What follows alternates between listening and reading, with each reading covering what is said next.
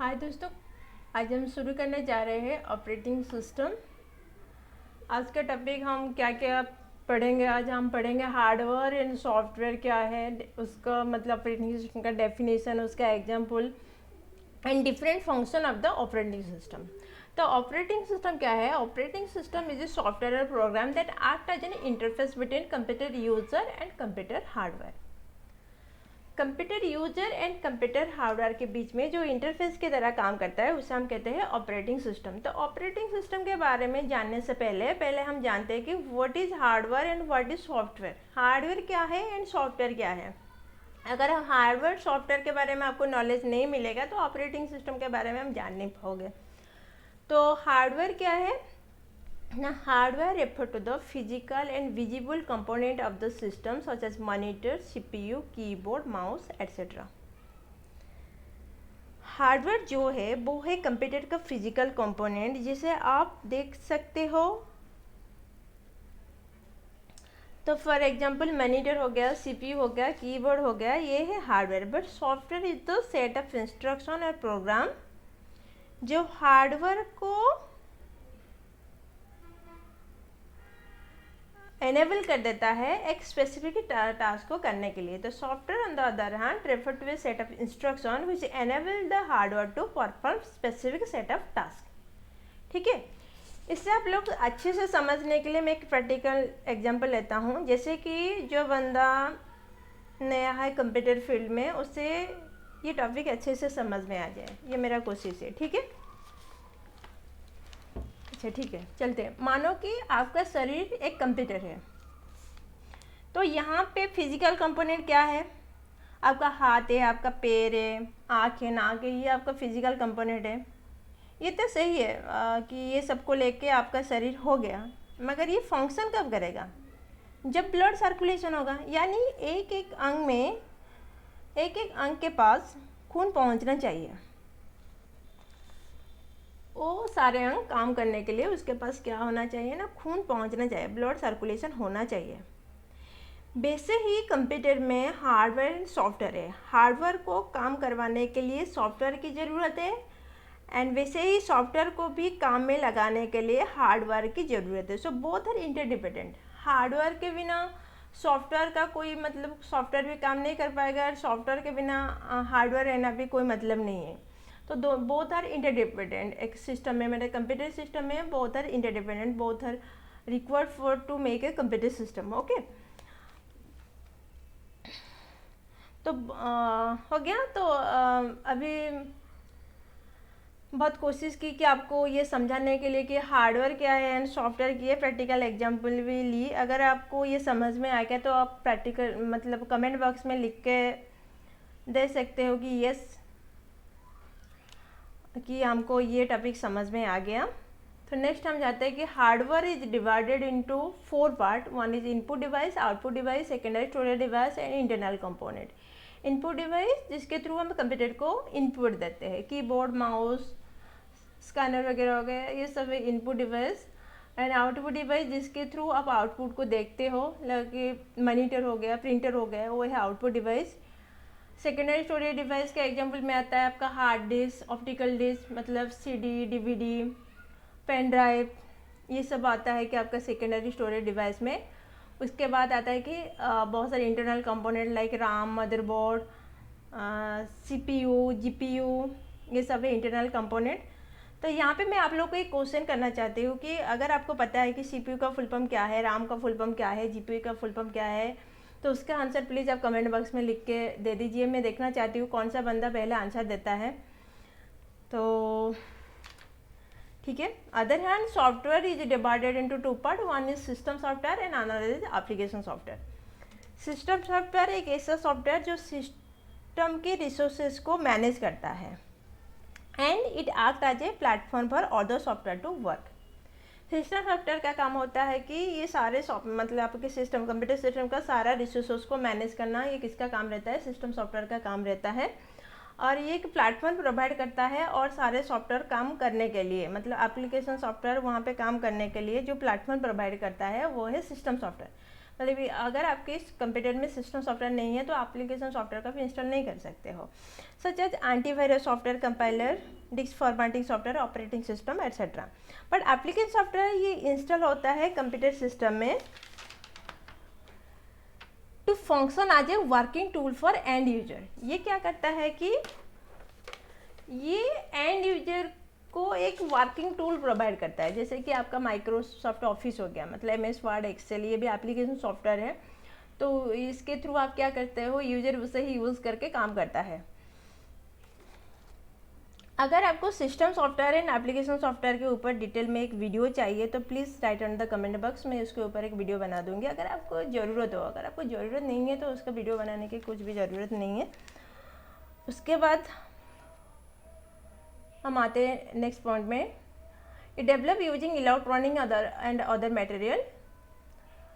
Hardware को बनाने के लिए क्या क्या इलेक्ट्रॉनिक अदर मटेरियल को लेकर हार्डवेयर को हम बनाते हैं, डेवलप करते हैं। But software is develop using instruction और यूजिंग प्रोग्रामिंग लैंग्वेज। बहुत सारे programming languages, C++, Python, HTML, जावा, ऐसे बहुत सारे लैंग्वेजेस जिसे यूज़ करके क्या होता है, सॉफ्टवेयर को आप डेवलप कर सकते हो।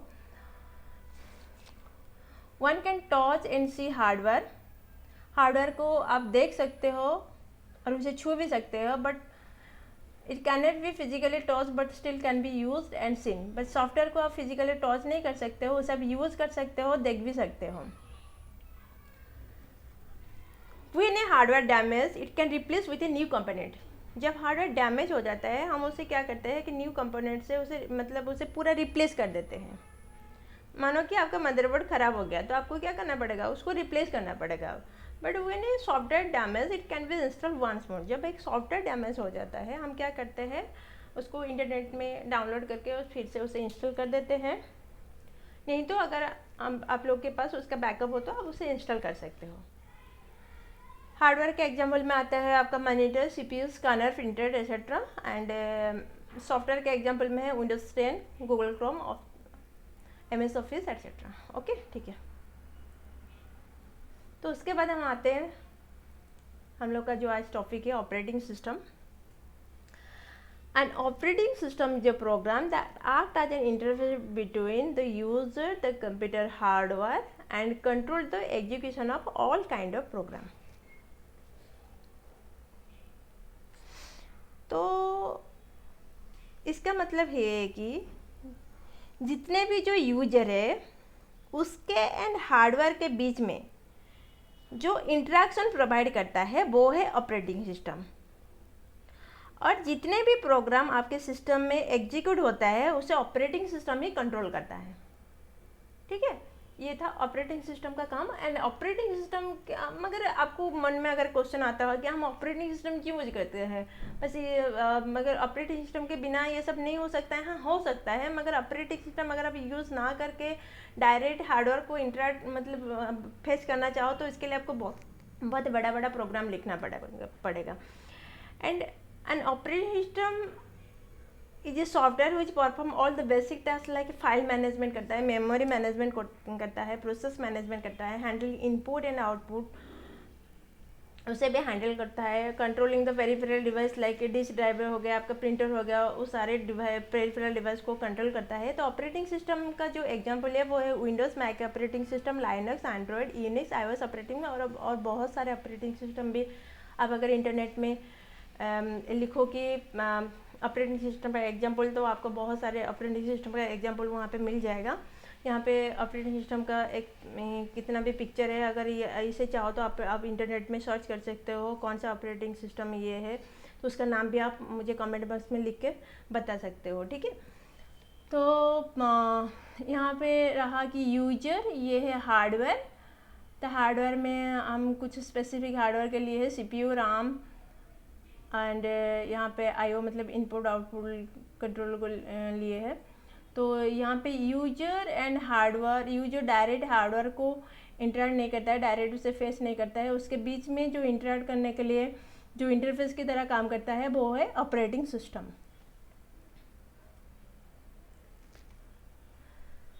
उसके बाद हम आते हैं कि what are the different function of the operating system, जिसके लिए हम ऑपरेटिंग सिस्टम को यूज़ करते हैं। उसका जो मेन फंक्शन है वो है memory management, process management, device management, storage management and security, control over system performance, job accounting, error detecting aids, coordination between other software and users. ठीक है, तो पहले हम जानते हैं कि ऑपरेटिंग सिस्टम मेमोरी मैनेजमेंट कैसे करता है, मेमोरी को कैसे वो मैनेज करता है और इसका ज़रूरत क्यों है। Memory management refer to management of primary memory और मेन मेमोरी। मेमोरी मैनेजमेंट का मतलब क्या होता है, उसे कौन सा मेमोरी को मैनेज करता है ना, प्राइमरी मेमोरी यानी कि RAM को ही मैनेज करता है। और आपके सिस्टम में उसका मतलब स्टोरेज कैपेसिटी बहुत ही कम रहता है, इसके लिए उसको मैनेज करना पड़ता है। अगर आप multi programming operating system use कर रहे हो जहाँ पे मल्टी प्रोग्राम हो रहा है, तभी आपको ऑपरेटिंग सिस्टम को ज़रूरत पड़ेगा मेमोरी को मैनेज करने के लिए। मगर आप अगर सिंगल यूजर से यूज़ कर रहे हैं तभी उसका बहुत सारी कुछ ज़रूरत नहीं है। तो ऑपरेटिंग सिस्टम उसको मैनेज करने के लिए पहले क्या करता है, keep track of the primary memory, that what part it are in use by whom and what part are not in use. Operating system यहाँ पे देखता है कि प्राइमरी मेमोरी को ट्रैक करता है कि उसका कौन सा पार्ट यूज हुआ है और कौन सा पार्ट अभी खाली है, कितना पार्ट अभी यूज हुआ है और कितना पार्ट अभी खाली है, मेमोरी का कितना पार्ट अभी खाली है और कितना पार्ट अभी यूज हुआ है। In multi-programming, the operating system decide which process will get memory, when and how much time. Multi programming में ऑपरेटिंग सिस्टम क्या करता है, डिसाइड करता है कि which process will get the memory, कौन सा प्रोसेस अभी मेमोरी को एक्सेस करेगा, when कौन सा टाइम में एक्सेस करेगा एंड हाउ मच टाइम, कितने टाइम के लिए एक्सेस करेगा। ये सब कौन डिसाइड करता है ना, और आपका ऑपरेटिंग सिस्टम ही डिसाइड करता है। allocate the memory when the process requests it to do so, जब प्रोसेस उसे रिक्वेस्ट भेजता है कि मेमोरी को एक्सेस करने के लिए, तभी वो उसे allocate कर देता है। जब वो प्रोसेस वहाँ पे ख़त्म हो जाता है, फिनिश हो जाता है, तब उसे क्या करता है, उस मेमोरी से उसे डीअलोकेट कर देता है। इस प्रोसेस को हम swap in and swap out कहते हैं। Swap in and swap out के थ्रू ये सेकेंडरी मेमोरी से मेन मेमोरी को जाता है प्रोसेस, एंड मेन मेमोरी से फिर सेकेंडरी मेमोरी को आ जाता है। तो यहाँ पे जो मेमोरी मैनेजमेंट है, यहाँ पे स्पेसिफिकली हम मेन मेमोरी यानी प्राइमरी मेमोरी को ही मैनेज करते हैं। ठीक है, यहाँ पे मैं एक प्रैक्टिकल एग्जांपल भी देना चाहता हूँ कि आपको जैसे इजी रहे कि जो छोटे छोटे बच्चे हैं तो उनको कैसे इजीली ये समझ में आ जाए कि मेमोरी मैनेजमेंट क्या है। मानो कि आपके घर में, सबके घर में रसोई होता है, मानो कि आपके घर में एक गैस है जिसका 3 चूल्हा है। 3 चूल्हा में आप क्या करें ना, इसमें एक में आप चावल डाले हो, चावल बिठाए हो, और एक में आप दाल बिठाए हो, और एक में आप सब्जी बिठाए हो कढ़ाई में। तो मानो कि ये जो कढ़ाई है या ये एक मेमोरी स्पेस है। तब आपको क्या करना है, आपके घर में अगर मेहमान आ जाते हैं, आपको वो क्या है, अभी कोई अलग से एक सब्ज़ी बनाना चाहते हो, मानो कि आप पनीर का सब्ज़ी बनाना चाहते हो, तभी आपको क्या करना पड़ेगा, ट्रैक करना पड़ेगा कि कौन सा सब्ज़ी अभी हो गया, जो जिस स्पेस को आप खाली करके वहाँ से आप क्या कर पाओगे ना, पनीर का सब्ज़ी बना पाओगे। मानो कि आपके कढ़ाई में जो सब्ज़ी है वो हो गया है, उसे आप खाली करके क्या कर पाओगे ना, वहाँ पे आप पनीर का सब्ज़ी बना पाओगे उस कढ़ाई में। तो ऐसे ही यहाँ पे भी काम होता है मेमोरी मैनेजमेंट में। ठीक है, तो उसके बाद हम आते हैं कि प्रोसेस मैनेजमेंट। ये भी मल्टी प्रोग्रामिंग एनवायरनमेंट में होता है। The operating system decide which process get the processor and when and for how much time. This function is called process scheduling. यहाँ पे भी ऑपरेटिंग सिस्टम ही डिसाइड करता है कौन सा प्रोसेसर को एक्सेस करेगा और कितने टाइम के लिए एक्सेस करेगा। इस फंक्शन को हम कहते हैं प्रोसेस शेड्यूलिंग और CPU शेड्यूलिंग। ठीक है, इसके लिए ऑपरेटिंग सिस्टम को कुछ एक्टिविटी करना पड़ता है प्रोसेस मैनेजमेंट के लिए। और क्या करता है, keep track of the processor and status of the process. ये प्रोसेसर को ट्रैक करता है एंड वहाँ पे जो प्रोसेस हो रहा है उसका स्टेटस क्या है उससे भी देखता है, चेक करता है। The program responsible for this task is known as traffic controller.